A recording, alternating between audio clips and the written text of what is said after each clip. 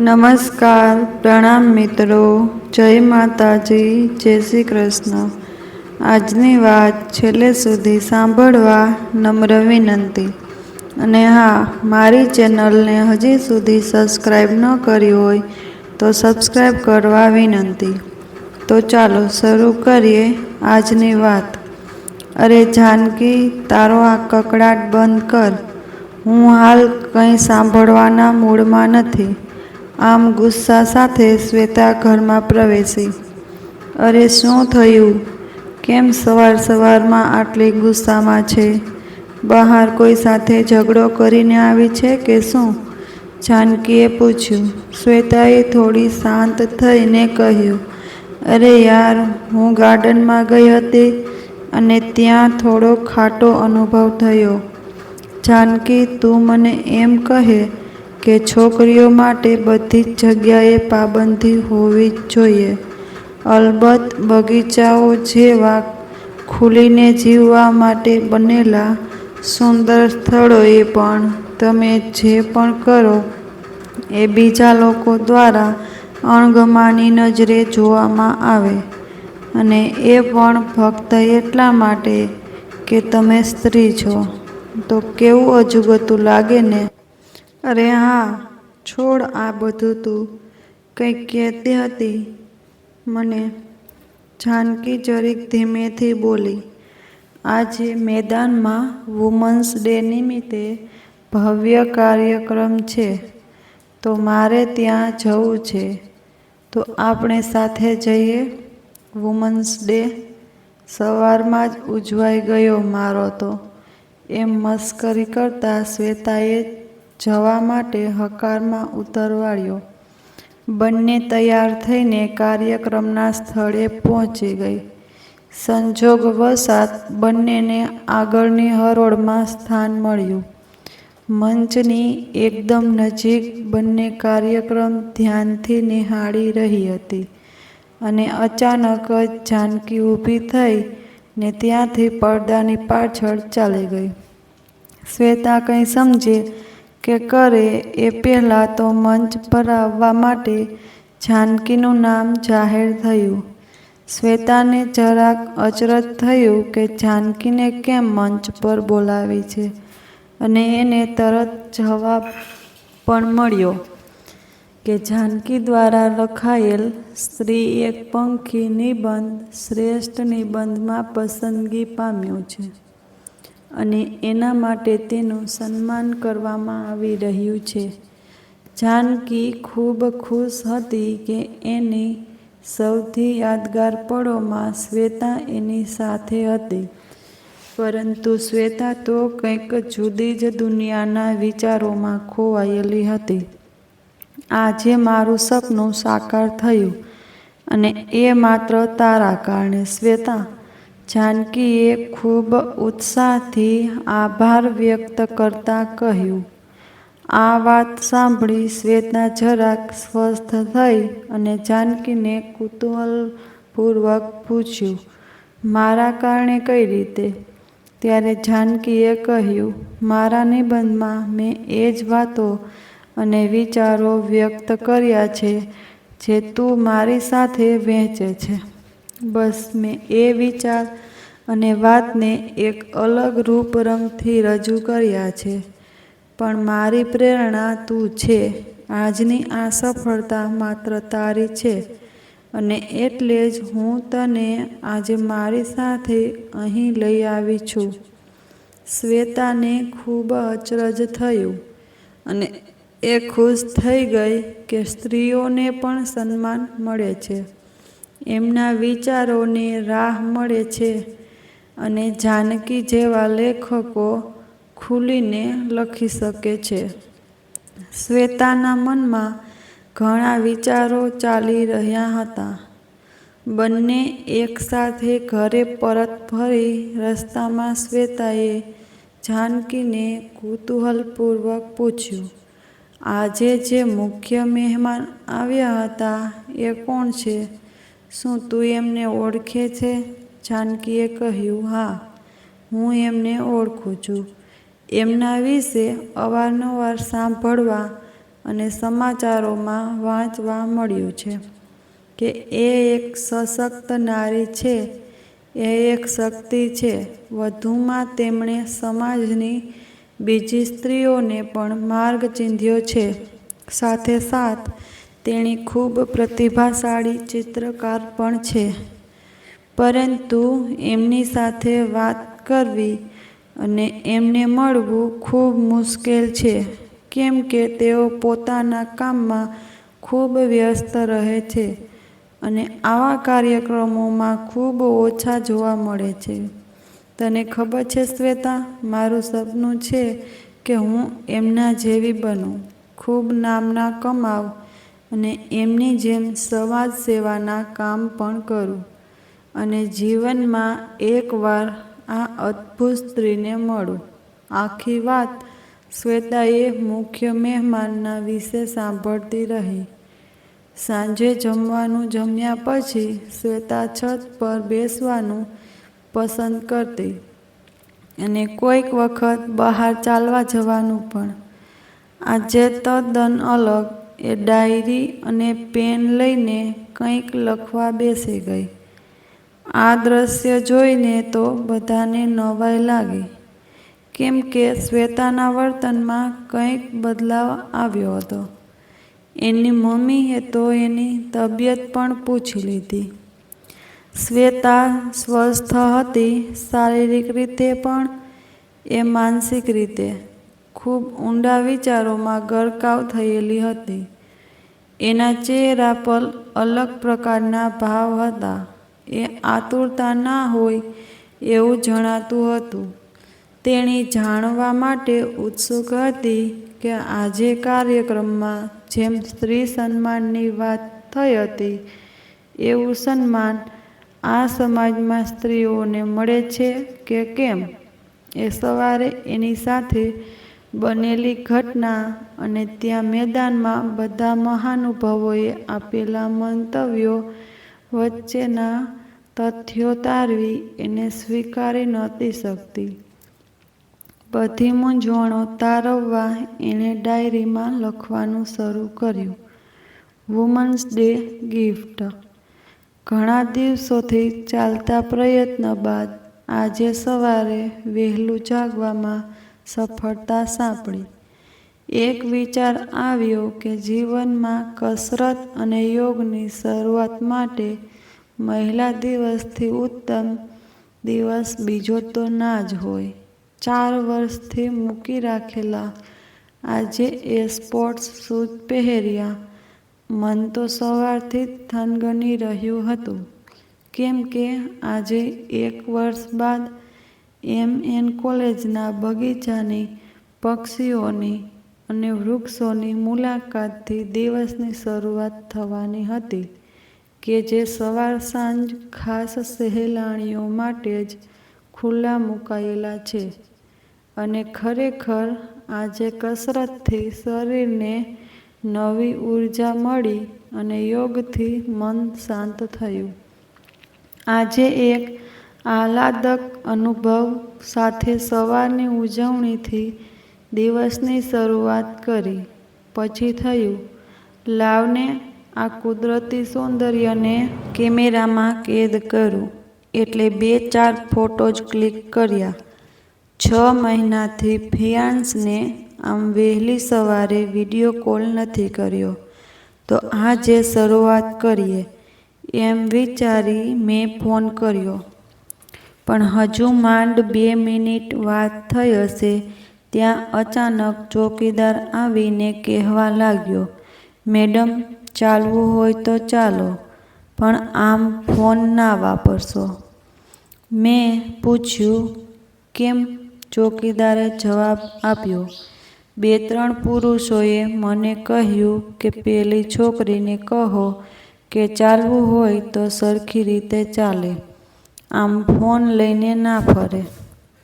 હું સાંભળીને અસમંજસમાં પડી ગઈ અને એટલું જ બોલી કે ચોકીદાર કાકા, જે પુરુષો મને ટોકવાનું કહી ગયા એમને આવતીકાલે ફરી આવે એટલે પૂછજો કે એ લોકો હું શું કરું છું એ જોવા આવ્યા હતા કે કસરત કરવા. અને અંતે મેં ઉમેર્યું, thank you for women's day gift. Shwetaba રજપૂતની ડાયરીમાં. આમ એણે સવારે એની સાથે બનેલી ઘટનાને અદ્દલ એવી જ રીતે ડાયરીમાં ટાંકવાનો સફળ પ્રયત્ન કર્યો અને શ્વેતાના મનમાં એક નવા વિચારે જન્મ લીધો કે સ્ત્રીઓનું સન્માન. એને ત્યાં કાર્યક્રમમાં જોયું એ હકીકત હતી કે સવારે બગીચામાં કુંઠિત વિચારધારા સાથે થયેલ અથડામણ સત્ય છે આ સમાજનું. પણ એના મગજમાં એક વાત સ્પષ્ટ થઈ કે આ સમાજની સ્ત્રીઓના બે ભાગ છે, જેમાંથી એક તરફ સ્ત્રી એટલે દેવી, શક્તિ અને લક્ષ્મી, જ્યાં તેઓ પોતાના વિચારો વ્યક્ત કરી શકે, પોતાના સપના પૂરા કરવા તેમને મોકળાશ મળે, ઉડવા માટે ખુલ્લું ગગન મળે, આંખોમાં આશાઓ જીવે અને સપનાઓને પાંખો ફૂટે. ઘરમાં હોય કે બહાર, તેઓ પોતાના મનની વાત કરી શકે અને તેમને આવું કરવાની સ્વતંત્રતા મળે છે અને તેમના વિચારો અને ઈચ્છાઓનું સન્માન થાય છે. તેમના સલાહ સૂચન સ્વીકારી લેવાય છે. અહીં જોતાં એમ લાગે છે કે સ્ત્રી અને પુરુષ સમોવડિયા છે અને નારી જ સર્વશ્રેષ્ઠ છે. પરંતુ બીજી તરફ તેથી તદ્દન વિપરીત અસરો છે. અહીં વિચારવાની છૂટ સુદ્ધા નથી. સ્ત્રીથી સપના જોવાની હિંમત તો કરાય જ નહીં. રસોડાની બહાર પણ ના જવા મળે ત્યાં ખુલ્લા આકાશની કે મોકળાશની વાત કરવી જ નિરર્થક પુરવાર થાય.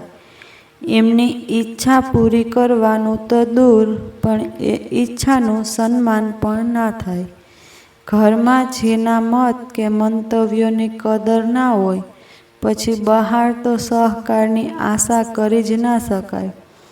આ તરફ જાણે પુરુષ જ શ્રેષ્ઠ હોય એમ સ્ત્રીઓનું અપમાન અને અનાદર કરવામાં આવે છે. અભણ હોય કે ભણેલા, સ્ત્રીને સમજવામાં મોઢા પડી જ જાય.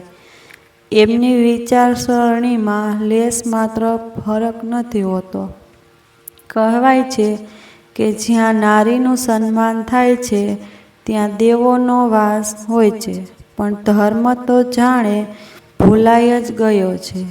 ક્યારેય કોઈ વિચાર સુદ્ધા કરતું નથી કે એક સ્ત્રીની ખુશી શું છે. બસ પોતાના સ્વાર્થ જ દેખાય છે અને અહેમ આવું કરવા પણ દેતો નથી. આમ વિચારોમાં ગરકાવ થયેલી શ્વેતા ત્યાં ટેબલ પર માથું નમાવીને ઊંઘી જ ગઈ. સવારે પાછું બગીચામાં ચાલવા ગઈ, પણ આજે એ જલ્દી પરત ફરી અને પોતાના કામે વળગી.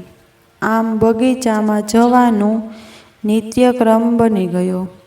રોજ એ રમણીય વાતાવરણમાં એના વિચારો ગહન થવા લાગ્યા અને મનની સ્ફૂર્તિ વધવા લાગી. પ્રકૃતિ સાથે જોડાયેલી શ્વેતા હવે પહેલાં કરતાં વધારે ખુશ અને હકારાત્મક બની ગઈ.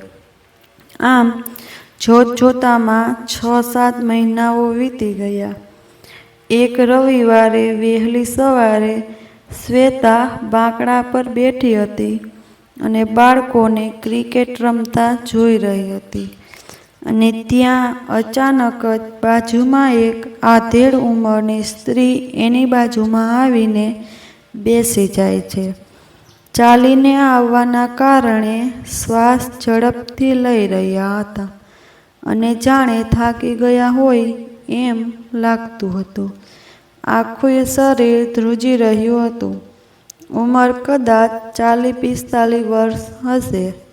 શરીર જાણે તણખલું સુકાઈ જાય એવી થઈ ગયેલું હતું. આંખે કાળા કુંડાળા આવી ગયા હતા ને આંખો તો અંદર જ જતી રહી હતી. જૂની ફ્રેમવાળા ચશ્મા પહેરેલા હતા અને પહેરવેશ પણ સાવ સામાન્ય હતો. શ્વેતાએ હાંફતા જોયા એટલે પાણી આપ્યું. શ્વેતાને આમ અજાણી હોવા છતાં મદદ કરી એટલે એમણે ખૂબ આભાર માન્યો અને બંને છૂટા પડ્યા. બીજા દિવસે ફરી એકવાર મુલાકાત થઈ અને એકબીજાનો પરિચય થયો. શ્વેતાએ પૂછ્યું, તમે રોજ અહીં આવો છો? જવાબમાં પેલી સ્ત્રીએ હકારમાં માથું ધુણાવ્યું. હા, રોજ આવું છું. મારું ઘર અહીં નજીક જ છે અને મારું નામ વર્ષા છે. બેટા, તારું નામ શું છે? મારું નામ શ્વેતા. હવે આ મુલાકાત રોજ સવારે થવા લાગી અને બંને જાણે મિત્ર બની ગયા. વાત વાતમાં શ્વેતાએ જાણ્યું કે એમને હૃદયની બીમારી છે અને આ દુનિયામાં થોડો જ સમય બાકી રહ્યો છે. આ જાણીને શ્વેતા તો ધ્રુજી ઉઠી. પછી વર્ષાબેન બોલ્યા, અરે બેટા, તું કેમ આમ ડરે છે? જે થાય એ ભગવાનની મરજીથી થાય છે અને આમેય આપણું ધાર્યું ક્યાં કંઈ થાય છે. આખું આખું જતું રહ્યું રસોડામાં અને હવે થોડો વખત બચ્યો છે તે આ ભગવાનની ઈચ્છા મુજબ એ જીવી લેશું. બસ મન એક ઈચ્છા અધૂરી રહી ગઈ, ગિરનાર ચડવાની. પણ હવે તો આ ઘડીક ચાલુને હાંફી જાઉં છું. તે આ ગિરનારનો હરખ તો કેમ ન ઝીલાય હે? હવે તો માતાજીના દર્શન આંખો બંધ કરીને મનમાં ને મનમાં કરી લઉં. બસ, શ્વેતાએ કહ્યું, હજુય તમે તો જરાય થાક્યા નથી. હજુય ઝપાટાભેર ગિરનાર ખૂંદી આવો એમ છો કાકી? કાકી ખુશ થઈને બોલ્યા, પણ હવે ક્યાં વખત છે ગિરનાર જવાનો? તમારો દીકરો છે ને, એને ભેળો લઈ જાઓ અને જો આખો પરિવાર સાથે જાય માતાજીના ધામમાં તો એથી વિશેષ ખુશી વળી શું હોય? શ્વેતાએ કહ્યું. વર્ષાબેન બોલ્યા, પણ હવે મારા દીકરાને વખત ક્યાં છે તે મારી સાથે ફરવામાં વેડફે અને આજના સમયમાં કોણ કામ મૂકીને અમારા જેવા પાછળ સમય બગાડે એમ છે. આમ ગિરનાર જવાનું સપનું અધૂરું જ રહેવાનું છે. એમ મનમાં ગાંઠ વાળી વર્ષાબેન ઘેર પાછા ગયા. શ્વેતાએ સાંજે એના ઘરમાં કહ્યું, ચાલો ને આપણે બધા ગિરનાર જઈ આવીએ. હમણાં તો બધા સાથે છીએ અને સમય પણ છે. ઘરમાં બધા જવા માટે તૈયાર થઈ ગયા અને પાડોશી પણ જોડાયા એટલે 10 માણસ થયા. શ્વેતાએ તો વર્ષાબેન સામે ગિરનાર જવાનો પ્રસ્તાવ રજૂ કર્યો. વર્ષાબેન તો હરખમાં ને હરખમાં દીકરાને પૂછ્યા વિના જ હા બોલી ગયા. પણ એમના દીકરાએ જવાની ના પાડી કે એક તો તમારી તબિયત સારી નથી અને અજાણ્યા લોકો સાથે આમ થોડી જવાય. તો શ્વેતાએ ખૂબ સમજાવીને અને વર્ષાબેનની આખરી ઈચ્છા છે એવું કહીને પણ આખરે એમના દીકરા પાસેથી મંજૂરી મેળવી જ લીધી અને બધા ગિરનાર જવા રવાના થયા. સાંજે ત્યાં પહોંચ્યા અને વહેલી સવારે બધાએ પગથિયાં ચડવાની શરૂઆત કરી. પણ શ્વેતા વર્ષાબેનને લઈને રોપવેથી ઉપર ગઈ અને વર્ષાબેનનું દર્શન કરવાનું સપનું પૂરું થયું. આ સમયે જે ખુશી એમની આંખોમાંથી છલકાઈ રહી હતી અને એમના ચહેરા પર જે આનંદ અને સંતોષ હતો એ આહલાદક હતો. એમને જોઈને શ્વેતાનું મન પણ પ્રફુલ્લિત થઈ ગયું. વર્ષાબેન એકદમ ઉત્સાહથી શ્વેતાનો હાથ પકડીને બોલ્યા, "આ મારા જીવનની સૌથી મોટી ભેટ છે. કદાચ આનાથી વધારે હું કોઈ દિવસ ખુશ નહીં થયો. મારું આ સહજ સપનું તે પૂરું કર્યું એ માટે તારો દિલથી ખૂબ ખૂબ આભાર." આટલું બોલતાં જ એમની આંખો છલકાઈ ગઈ અને શ્વેતાની આંખો પણ ભીની થઈ. ઘેર પાછા આવ્યા ના બીજા દિવસે જ વર્ષાબેને દેહ ત્યાગ કર્યો ને ભગવાનને ધામ ચાલ્યા ગયા. પણ શ્વેતાને એમના પાર્થિવ દેહ પર પણ સંતોષનો ભાવ સ્પષ્ટ વંચાતો હતો. આમ વર્ષાબેનના સપનાને પૂરું કરી એમને ખુશ કરીને શ્વેતા પણ ખૂબ ખુશ થઈ ગઈ. જાણે એને સાચેમાં દુનિયાની સૌથી મોંઘી ભેટ મળી ગઈ. શ્વેતાને વર્ષાબેનના ચહેરા પરની એ ખુશી આજે યાદ હતી અને એને અચાનક જાણે જીવન જીવવાનો ધ્યેય મળી ગયો. આ દુનિયામાં આવવાનું કારણ મળી ગયું. કહેવાય છે કે આપણને અહીં મોકલ્યા છે તો કોઈ તો હેતુ હશે જ. બીજાના ચહેરા પર હાસ્ય રેલાવવું એ કદાચ શ્વેતાના જીવનનું ધ્યેય હતું. જાણે ભગવાન જ એને આ કરાવવા માટે રસ્તો બતાવતા હોય એમ. એની સોસાયટીના ભગવતીબેન એકવાર બધા જોડે બેસી વાતો કરતા હતા કે મને બાળપણથી ક્રિકેટ રમવાનો શોખ છે. પહેલાં મારા ભાઈને રમતા જોયો, પછી મારા દીકરાને અને હવે તો એનાય દીકરા રમતા થઈ ગયા, પણ મને ક્યારેય મોકો જ ના મળ્યો. આટલું બોલતાં જ ભગવતીબેન હસી પડ્યા. શ્વેતાએ આ વાતો સાંભળી અને એને થયું કે 60 વર્ષ થઈ ગયા હશે, પણ ભગવતી કાકીનો ક્રિકેટ માટેનો પ્રેમ એવો ને એવો, જાણે કોઈ બાળકનો હોય. બસ એમની આ ઈચ્છા તો મારે પૂરી જ કરવી જ છે. આવો સંકલ્પ શ્વેતાએ ત્યાં જ કરી લીધો. પછી થોડા દિવસ પછી શ્વેતાએ એના બધા મિત્રોને ફોન કરીને ક્રિકેટ રમવાનું કહ્યું. બધાએ મળીને રવિવારે સાંજે ભેગા થવાનું નક્કી કર્યું. શ્વેતાના બધા મિત્રો તો એકબીજાને ઘણા સમય બાદ મળવાની વાતથી જ ખુશ હતા, પણ ખરેખર એમને ખબર જ ન હતી કે આ અચાનક ક્રિકેટ રમવાનું શ્વેતાને કેમ યાદ આવ્યું. જે રવિવારની સાંજની રાહ અધીરાઈથી જોવાતી હતી એ આવી ગઈ. બધા મેદાનમાં આવી પહોંચ્યા.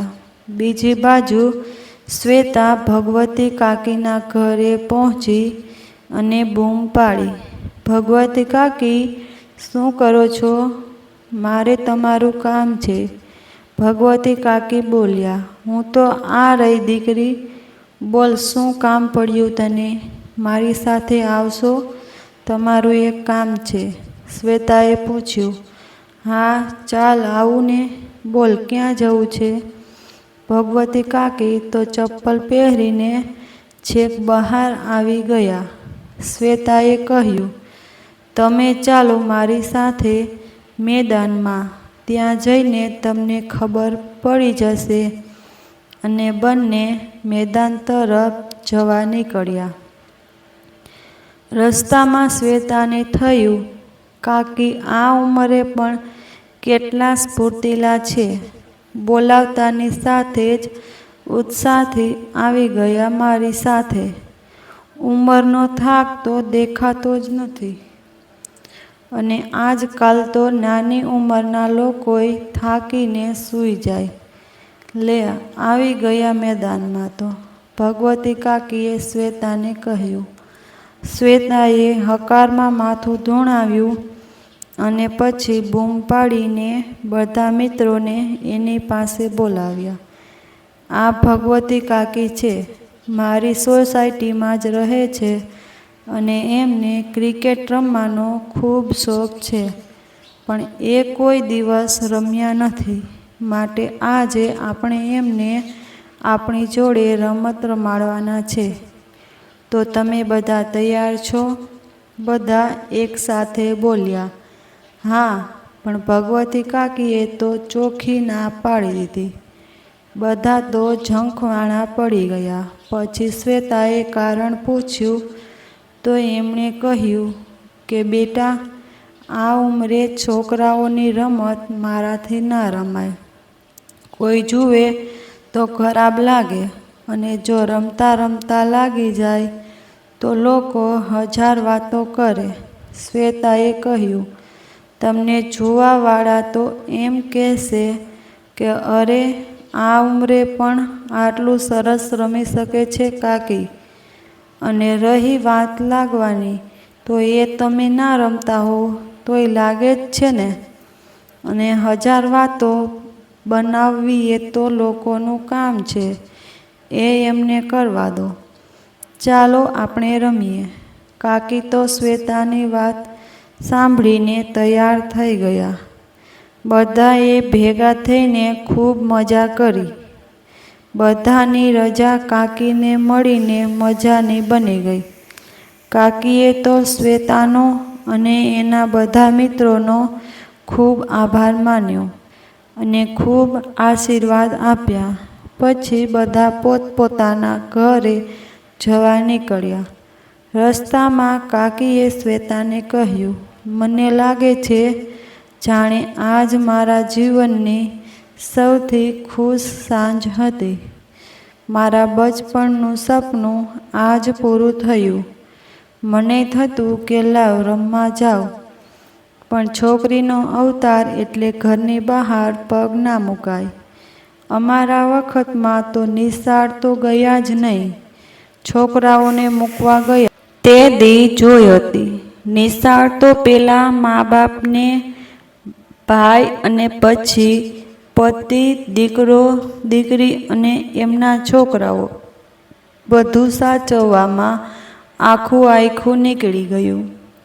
કોઈ દીએ વિચારવાનો સમય જ ના મળ્યો કે આપણા સપના પૂરા કરીએ. પણ આજે તો તે આખી જિંદગીનો થાક ઉતારી દીધો. તું તો મારા માટે ખૂબ સરસ અને મોંઘી ભેટ લઈ આવી. તને દુનિયાની બધી ખુશીઓ મળે અને તારા બધા સપના પૂરા થાય. આટલું કહેતા કાકી તો રડી જ પડ્યા. શ્વેતા એમને ચૂપ કરાવી ઘેર મૂકી આવી. કાકીના આંખના આવેલા એ જળજળિયા અને ચહેરા પર આવેલું એ ઉમંગનું વાદળું શ્વેતાના માનસપટ પર છપાઈ ગયું. આજે ફરી એકવાર શ્વેતાને સંતોષકારક ઊંઘ આવી અને મન પ્રફુલ્લિત થઈ ગયું.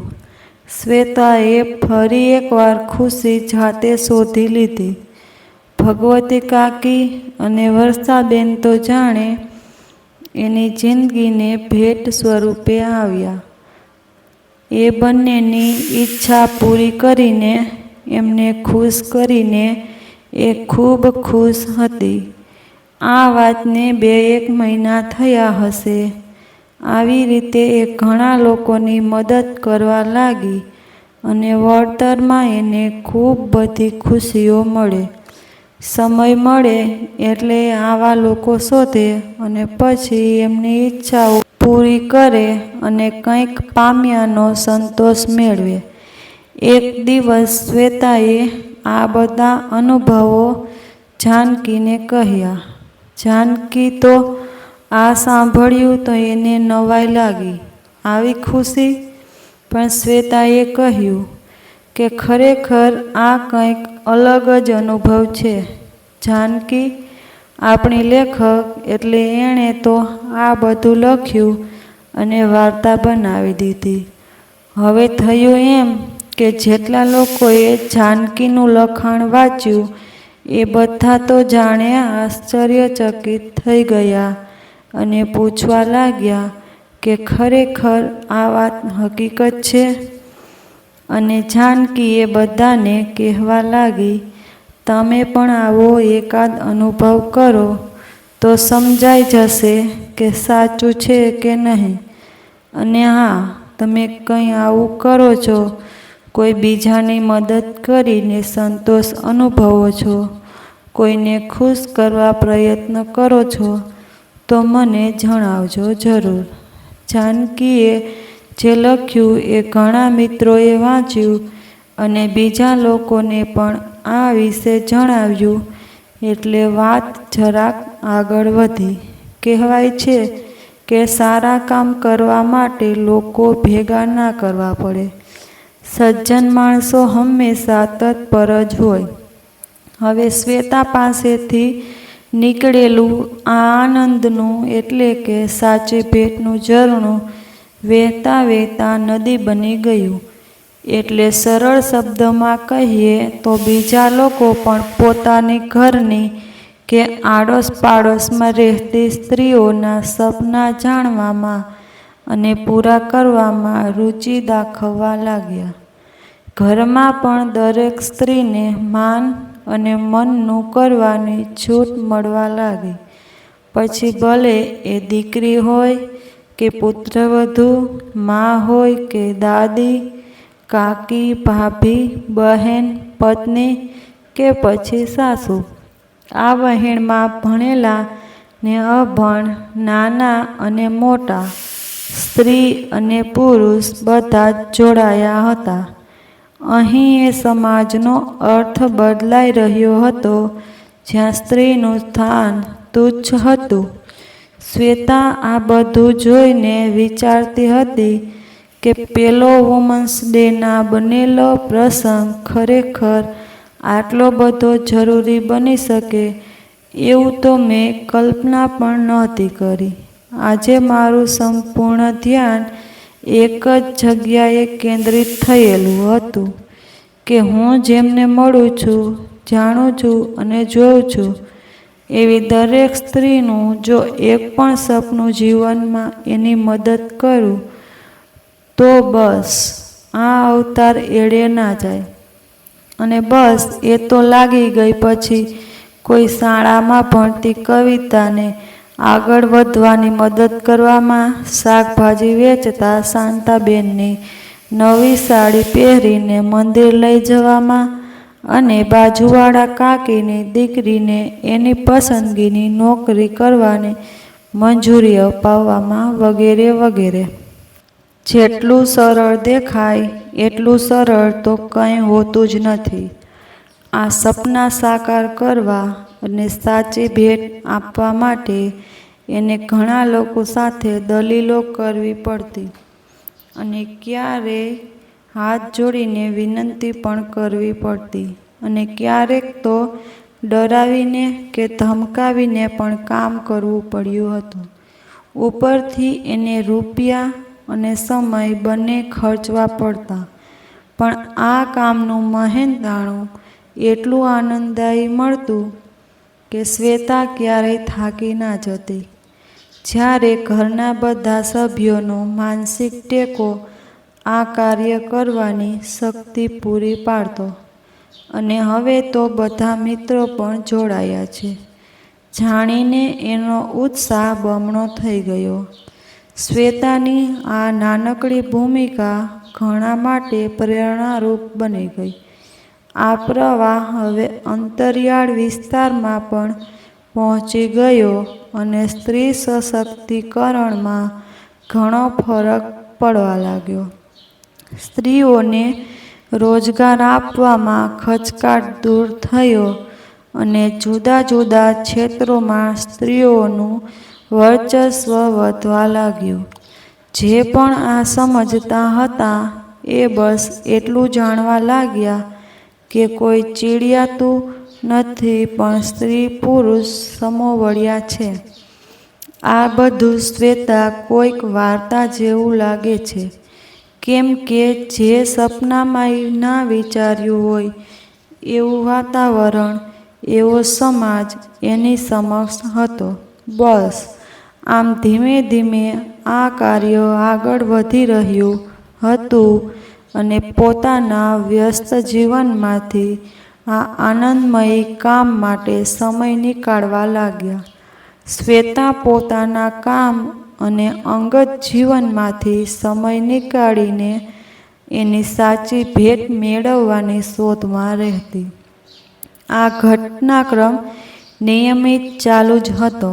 6 મહિના જેવું થયું હશે અને એક તબક્કે બીજાના સપના સાચા કરવાની આ મુહિમમાં સફળતા પણ મળી હતી શ્વેતાને.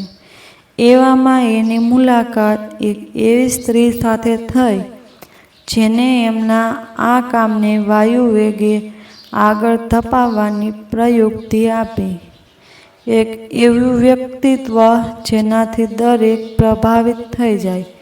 ટટ્ટાર અને ખડતર શરીર, સ્વભાવે કડક અને મનના મક્કમ, પણ લાગણીશીલ અને બધાને મદદરૂપ થાય એવા કોમળ, ભાષા પર સારી પકડ, વાત રજૂ કરવામાં સચોટ આવડત, સંપૂર્ણ જવાબદારી ભરેલી યોજનાઓ સાથે રાખનાર, એક નજરે જોઈએ તો લાગે કોઈ કઠોરતાનો પથ્થર, પણ ખરેખર તો હતા એ આમ સાવ નિર્મળ અને દયાની મૂર્તિ. ઉંમર કદાચ 32 વર્ષ હશે, પણ અનુભવ જોતાં લાગતું હતું કે જાણે 50 પૂરા થયા હોય. શ્યામરંગી ઘાટીલું અંગ અને ચહેરા પર રેલાતું એ સહેજ સ્મિત એમની સુંદરતાની ઓળખ. આંખો જરીક ભૂરી અને ઢગલો આશાઓથી ભરેલી. દરેક સ્ત્રીથી તદ્દન અલગ આભૂષણ એમની પાસે હતું. આત્મવિશ્વાસ, આત્મસન્માન અને હકારાત્મક અભિગમ. આ એમનો ટૂંકમાં પરિચય. કેમ કે જેમનું આખું વ્યક્તિત્વ વર્ણવવા માટે તો શબ્દો ઓછા પડે, એવું એક જ નામ એટલે રાહી. શ્વેતાની મુલાકાત રાહી સાથે થઈ અને એનો રસ્તો જ બદલાઈ ગયો. જાણે હવે એના ઉત્સાહ અને સાહસને સાચી દિશા મળી. રાહી એક NGO સાથે કામ કરતી હતી અને ગરીબ પરિવારો અને જરૂરિયાત પ્રમાણે યુવાનો અને સ્ત્રીઓની મદદ કરતી હતી. જ્યારે એને શ્વેતા વિશે સાંભળ્યું તો સામેથી જ શ્વેતાને મળવા આવી પહોંચી હતી. શ્વેતા પાસેથી બધી જ વાત સવિસ્તર જાણ્યા પછી એને સમજાયું કે શ્વેતાનું મન ખૂબ મક્કમ છે, એટલે એ બીજાને ખુશ રાખવાના અથાગ પ્રયત્ન કરે છે. રાહી એના કામ પ્રત્યે ખૂબ સંવેદનશીલ અને ઈમાનદાર હતી. એણે શ્વેતાને કહ્યું, હું એક NGOમાં કામ કરું છું.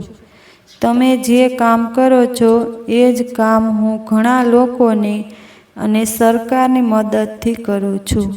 મને ખર્ચ કરવા માટે રકમ અને મદદ કરવા માટે માણસો પણ મળી રહે છે. હું જ્યારે પણ તમારા જેવા માણસો જોઉં છું તો મને ખુશી થાય છે અને હું એ ખુશી એમની મદદ કરીને વ્યક્ત કરું છું. હું ઈચ્છું છું કે તમે મારી યોજના એકવાર સાંભળી લો, પછી વિચાર કરજો. શ્વેતાએ પણ રાહી વિશે ઘણું સાંભળ્યું હતું અને એ જાણતી હતી કે જે કામ એ કરે છે એ સ્તરે પહોંચી શકવાનો વિચાર પણ કરી શકાય એમ નથી. પણ આજે એ વ્યક્તિ સામેથી આવી હતી એટલે શ્વેતાએ એમની વાત સાંભળવાની અને તેનો અમલ કરવાની તૈયારી બતાવવા કહ્યું. તમે તમારું જીવન સમર્પિત કર્યું છે અને મારે તો માત્ર થોડો જ સમય ત્યાગ કરવાનો છે. તમે જે પણ યોજના બનાવી છે, હું તમારી સાથે કામ કરવા તૈયાર છું. તમારા જેવા અદ્ભુત માણસ સાથે કામ કરવાનો મોકો મળ્યો એ જ સદભાગ્ય કહેવાય. રાહીએ ચહેરા પર જરીક સ્મિત રેલાયું અને જાણે કોઈ બાળકને હઠ પૂરી થઈ હોય એવો ભાવ ચહેરા પર ફરી વળ્યો. બંનેએ મળીને પહેલું કામ પોતાના કામને નામ આપવાનું કર્યું. તેમણે એક નાનકડી ઓફિસ બનાવી અને સાચી ભેટ નામ રાખ્યું. સરકાર પાસેથી મદદ મેળવવા માટે પણ કામ કર્યું. આમ શ્વેતાના સ્વપ્નને સાકાર મળ્યો. આ સંસ્થા સાથે એમણે બીજા ઉત્સાહી લોકોને પણ જોડ્યા અને બીજા લોકોને જોડવા માટે પ્રચાર પણ કર્યો. નાના ગૃહ ઉદ્યોગોને આગળ લાવવા માટે એક અલગ ટીમ બનાવી અને એમનો વ્યવસાય વધાર્યો. ગરીબ બાળકોને શિક્ષણ મળે એ માટે શિક્ષકોને પણ મદદ કરવા માટે સાથે લીધા અને પ્રૌઢ શિક્ષણ પણ શરૂ કર્યું. યાત્રાધામ પર વૃદ્ધોને લઈ જવાની વ્યવસ્થા ઈચ્છુક લોકોના ખર્ચે કરી. સ્ત્રીઓને રોજગાર મળે એ માટે ટિફિન સેવા અને પાપડ, ખાખરા, અથાણાં, ભરતગૂંથણ, સિલાઈ અને આવા ઘણાય ઘરેલું ઉત્પાદનોને બજારમાં સાચી ભેટ સંસ્થા દ્વારા ખરીદીને વહેંચવાનું કામ કર્યું.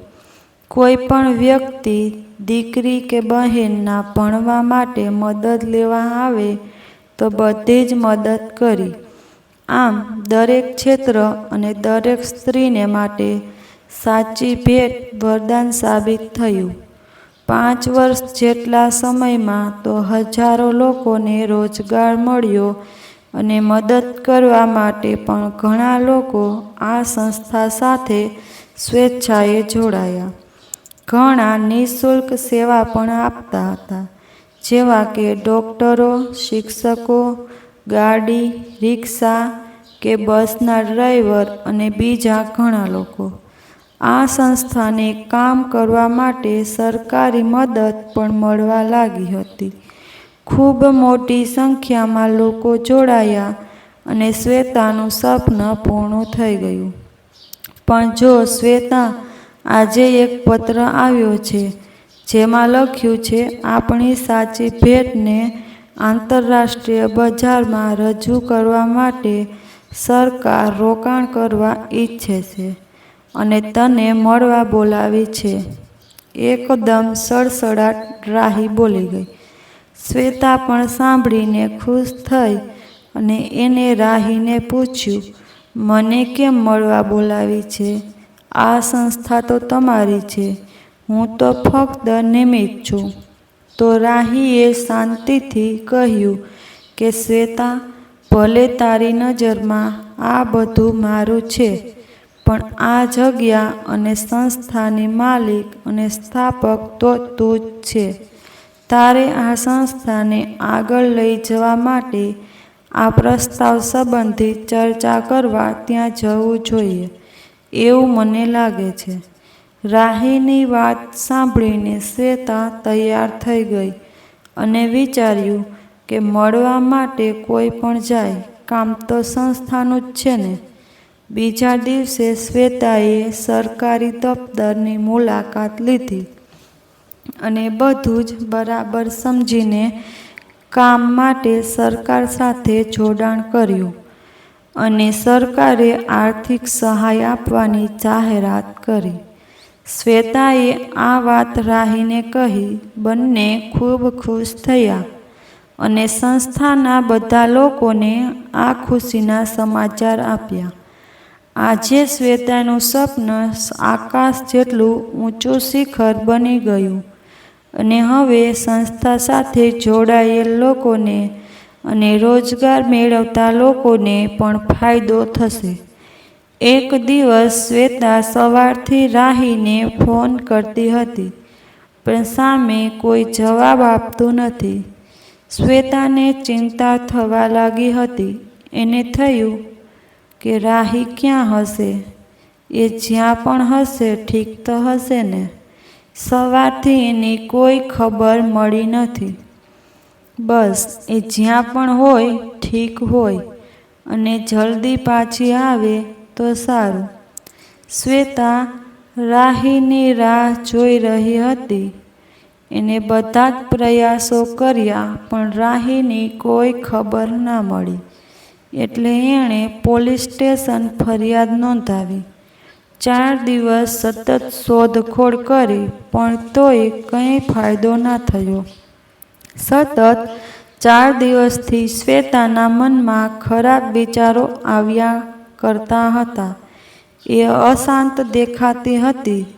બધા જ હતા એની સાથે પણ એને ડર લાગી રહ્યો હતો. એણે એની માની સામે જઈને કહ્યું કે મારાથી બનતા બધા જ પ્રયત્ન કર્યા છે પણ હું રાહીને શોધવામાં નિષ્ફળ રહી. એ દિવસે મેં એક બેંકમાંથી ગ્રાન્ટની રકમ આપી હતી અને બીજા દિવસે ઓફિસ લઈ આવવા માટે કહ્યું હતું પણ એ દિવસથી એની કોઈ ખબર મળી નથી. મને લાગે છે કે એની પાસે રહેલા રૂપિયાના કારણે જ આ બધું થયું છે. મારે એને એકલી નહોતી મોકલવી જોઈતી. જો એને કંઈ થયું તો હું મારી જાતને ક્યારેય માફ નહીં કરી શકું. રાહી દરેક વખતે મારી સાથે રહી છે અને કોઈ પણ જાતના સ્વાર્થ વગર એણે લોકોની પણ ખૂબ મદદ કરી છે. એ ખૂબ દયાળુ અને સારા છે. હે ઈશ્વર, તમે રાહીની મદદ કરજો અને એની સંભાળ રાખજો. રાહીથી એક પોલીસ અધિકારીએ શ્વેતાને વચ્ચેથી જ અટકાવી અને પૂછ્યું, સાચી ભેટની માલિક કોણ છે? હું છું. શ્વેતાએ નમ્રતા અને આશ્ચર્ય સાથે જવાબ આપ્યો. અમે તમારી અટકાયત કરવા આવ્યા છીએ. તમારી વિરુદ્ધ ફરિયાદ આવી છે કે તમે કોઈ NGOના નામ પર લોકોને છેતર્યા છે. શ્વેતા તો અસમજમાં પડી ગઈ અને બોલી, સાહેબ, તમારી કંઈક ભૂલ થઈ છે. મારી સંસ્થા તો મદદ કરવા માટે છે. અમે અહીં જરૂરિયાતવાળી સ્ત્રીઓને મદદરૂપ થઈએ. ગૃહ ઉદ્યોગ અને નાના કારીગરોને પણ કામ અપાવીએ છીએ. છેતરપિંડી આચરી હું રાહીની મહેનત અને લોકોનો વિશ્વાસ તોડી ના શકું. સાહેબ, રાહી કોણ છે આ હવે? પોલીસે પૂછ્યું. રાહી વિશે માહિતી આપી શ્વેતાએ જણાવ્યું કે છેલ્લા 4 દિવસથી એની કોઈ ભાળ નથી મળી રહી નથી અને ફરિયાદ પણ નોંધાવી છે. પોલીસે થોડીવાર પૂછપરછ કરવી પડશે એવું કહ્યું અને શ્વેતાને સાથે લઈ ગયા. શ્વેતા વિરુદ્ધ ફરિયાદ દાખલ કરનાર કોણ છે અને એની સાથે શું છેતરપિંડી થઈ એ વાત કોઈ જાણતું ન હતું. જ્યારે ત્યાં પહોંચ્યા તો રાહી પહેલાથી જ હાજર હતી. એને જોઈને શ્વેતાના મનમાં ટાઢક વળી અને બીજા મિત્રોને પણ હાશકારો થયો. શ્વેતાએ કહ્યું, આભાર સાહેબ, તમે મારી ખૂબ મોટી સમસ્યા હલ કરી આપી.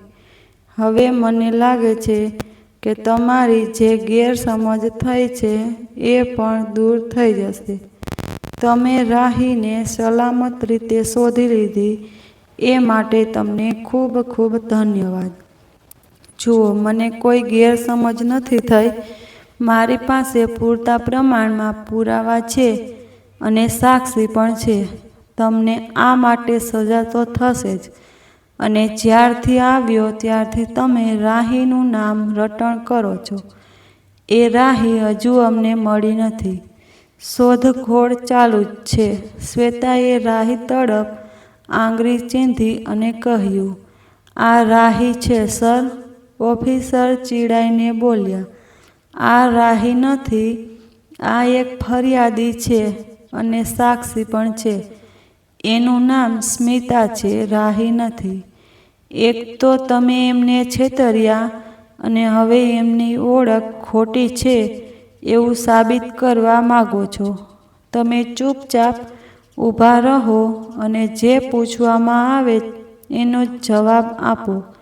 આ સાંભળતા જ શ્વેતાના પગ નીચેથી જમીન સરકી ગઈ. એને એ ધરાર નિષ્ફળ ગઈ હોય એવું લાગવા માંડ્યું. આંખોમાં જળજળિયા આવી ગયા અને બધું જ એક પ્રપંચ લાગવા લાગ્યું. આ વાત સ્વીકારી લેવી એના માટે શક્ય ન હતી. જેની સાથે એણે આટલો સમય કામ કર્યું એ વ્યક્તિને ઓળખવામાં થાપ ખાઈ ગયાનો માનસિક અફસોસ થયો. હમણાં શ્વેતાની સ્થિતિ એવી થઈ કે વર્ણવી જ ના શકાય. એને સમજાઈ ગયું કે આ પૈસા કમાવાનું એક ઢોંગી નાટક હતું અને હું એનું મુખ્ય પાત્ર હતી, જેની જાણ મને હતી જ નહીં. પણ હવે એની આ વાતનો કોઈ વિશ્વાસ કરશે નહીં. હવે બધી જ સમજ અર્થહીન છે. વ્યક્ત કરવાના પ્રયાસો પણ નિષ્ફળ જ છે. છતાં લડવું જરૂરી હતું એટલે હાર માનીને બેસી જવાનો કોઈ અર્થ નથી. શ્વેતાના એક મિત્રએ અદાલતમાં શ્વેતા માટે રજૂ થવાની તૈયારી કરી લીધી. હવે શ્વેતાના આજ સુધીના ત્યાગનો, સેવાનો અને મહેનતનો પ્રસાદ એને મળવાનો હતો.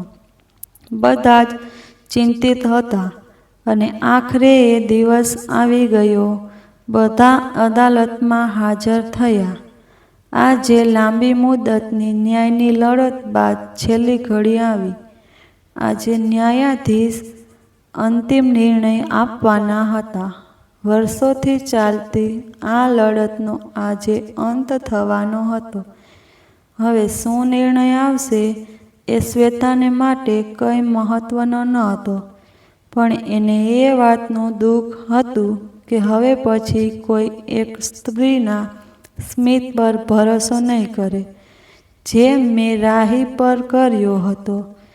હવે કોઈ બીજી સ્ત્રીની મદદ નહીં કરે, જેમ મને મળતા લોકોની હું મદદ કરતી હતી. હવે કોઈ સાચી ભેટ આપવા અને મેળવવાના નિસ્વાર્થ અને નિખાલસ પ્રયત્ન નહીં કરે. સ્ત્રીને મળતા સન્માનની કદર નહીં થાય અને સૌ આ ઘટનાને ઉદાહરણ તરીકે પ્રસ્તુત કરશે. સ્ત્રીની સ્વતંત્રતા છેતરપિંડીની સાથે સરખામણી કરવામાં આવશે. પિંજરામાં રહેલી સ્ત્રી ફરી પાછી પિંજરામાં પૂરાઈ જશે. હવે એ પેલી મોકળાશ માટે તરસી જશે. એની ઈચ્છાઓ સાંભળ્યા પછી પણ એને પૂરી કરવામાં ખચકાટ તો રહેશે જ. આમ વિચાર કરતી શ્વેતાના ચહેરા પર ઉદાસી સ્પષ્ટ જણાતી હતી. ન્યાયની શોધમાં આંખો સંપૂર્ણ થાકી ચૂકી હતી. સાચી ભેટ કેવી?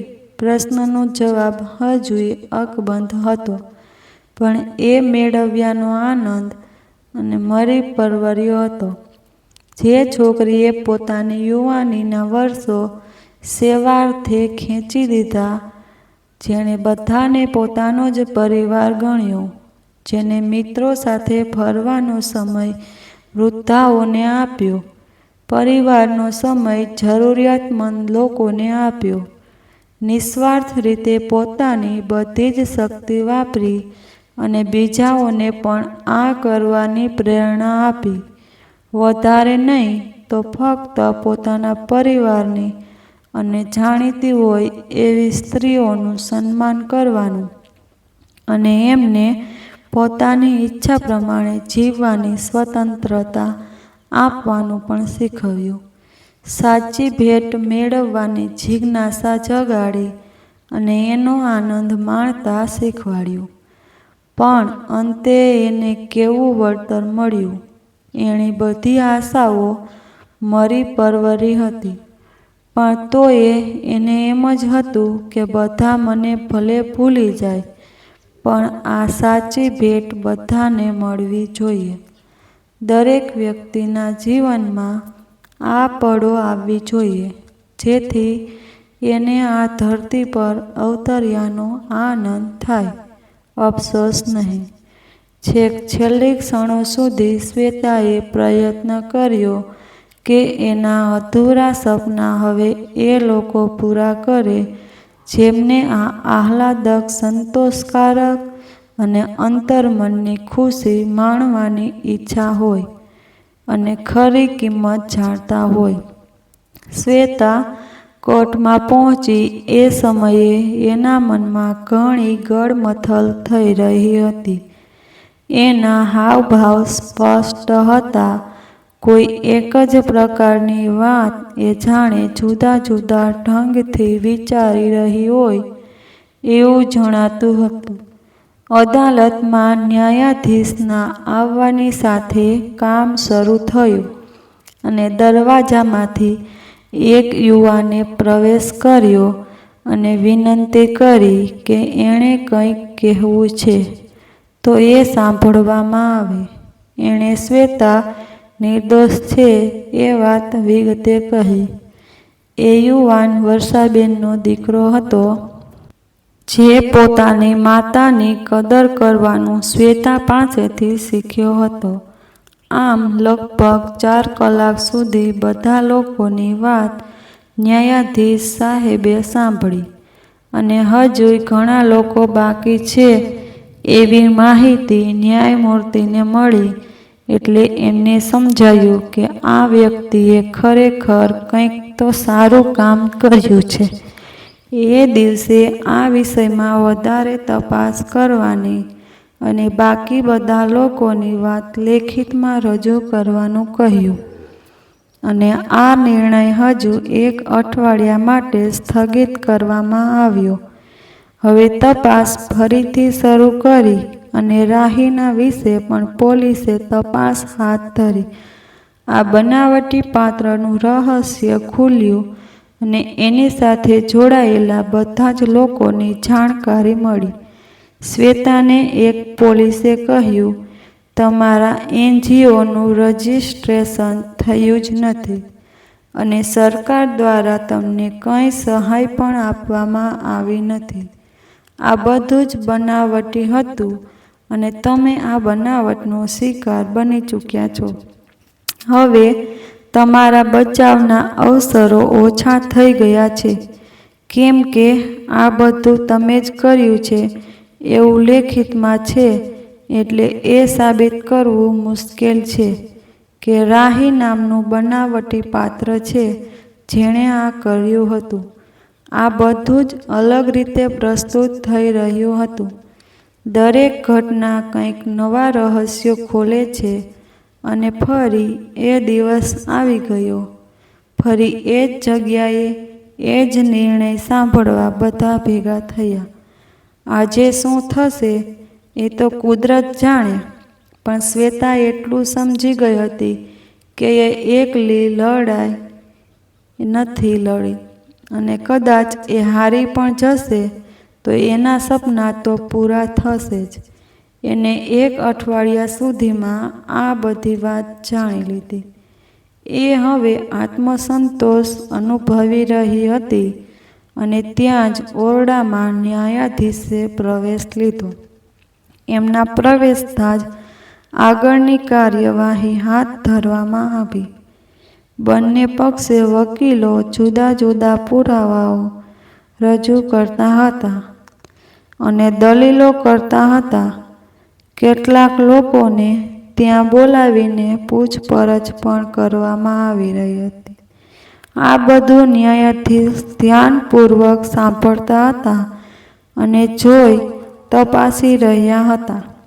બીજી તરફ ન્યાયાલયની બહાર ખૂબ મોટી ભીડ જામી હતી, જેમાં શ્વેતાના પક્ષમાં ઘણા બધા લોકો આવ્યા હતા. જેમાંથી કેટલાક એવા હતા જેમની મદદ શ્વેતાએ કરી હતી. કેટલાક એવા હતા જેમનું કામ NGOના કારણે થયું હતું. તો અમુક એવા હતા જેમણે આ કાર્યમાંથી પ્રેરણા લઈને શ્વેતાની સાથે કામમાં જોડાયા હતા અને અમુક એવા પણ હતા જે સ્વતંત્ર રીતે જ શ્વેતાનું અનુકરણ કરીને સાચી ભેટ માટે કામ કરતા હતા. ખૂબ સંખ્યામાં સ્ત્રીઓ આજે હાજર હતી, કેમ કે આ યુવતી કે જેને છેતરપિંડી કરવાના આરોપસર ધરપકડ કરીને જેલમાં લઈ જવામાં આવી હતી, એ શ્વેતાએ એમને પિંજરામાંથી આઝાદી અપાવી હતી.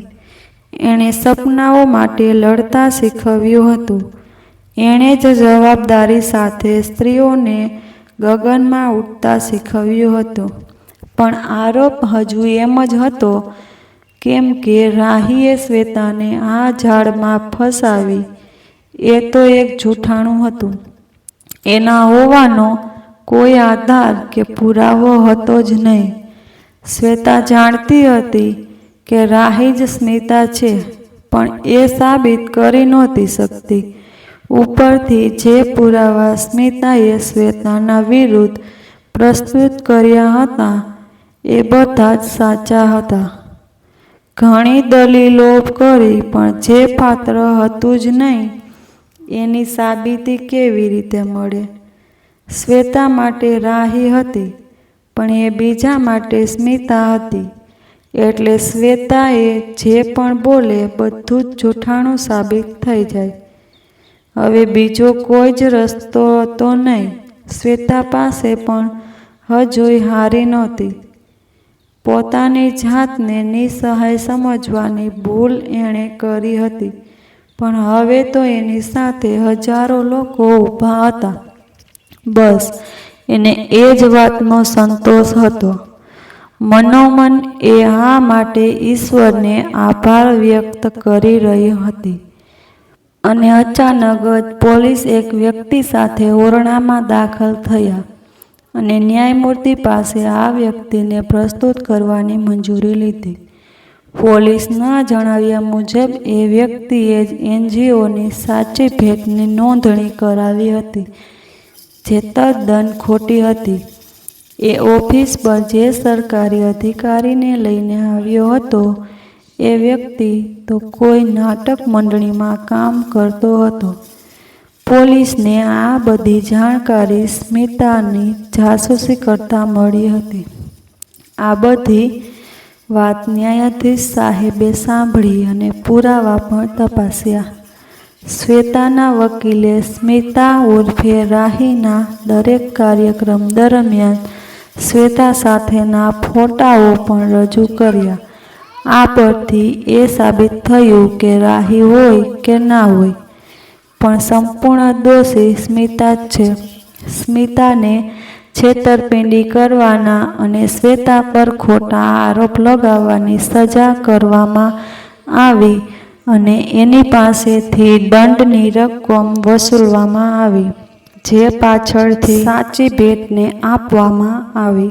બધા આ નિર્ણયથી ખુશ થયા અને શ્વેતા પણ આ આરોપોમાંથી મુક્ત થઈ ગઈ. બધું જ પહેલા જેવું વાતાવરણ બની ગયું. થોડાક જ દિવસોમાં બીજા હજારો લોકો આ સાચી ભેટ સાથે જોડાયા, જે માનતા હતા કે આ સમય અને પૈસાનો વ્યય છે એ પણ માનવા લાગ્યા અને આ કામમાં પણ સાથ આપવા લાગ્યા. શ્વેતાને ખરેખર તો હવે સાચી ભેટ મળી હતી. પહેલા લોકો એટલા માટે જોડાતા કે આમાં આનંદ મળે છે, પણ હવે એટલા માટે આમાં સાથ આપતા હતા કે ખરેખર એક છોકરી પોતાના સપનાઓ મૂકી બીજી સ્ત્રીઓના સપના પૂરા કરવા માટે લડી શકે છે અને એને પોતાનું કર્તવ્ય માને છે. તો એ આપણી ફરજ પણ છે કે એને સહકાર આપીને અને બનતી મદદ કરીએ. આમ એ બગીચામાં બનેલો બનાવ શ્વેતાના જીવનનું ઘડતર કરી ગયો, એનું લક્ષ્ય બની ગયો.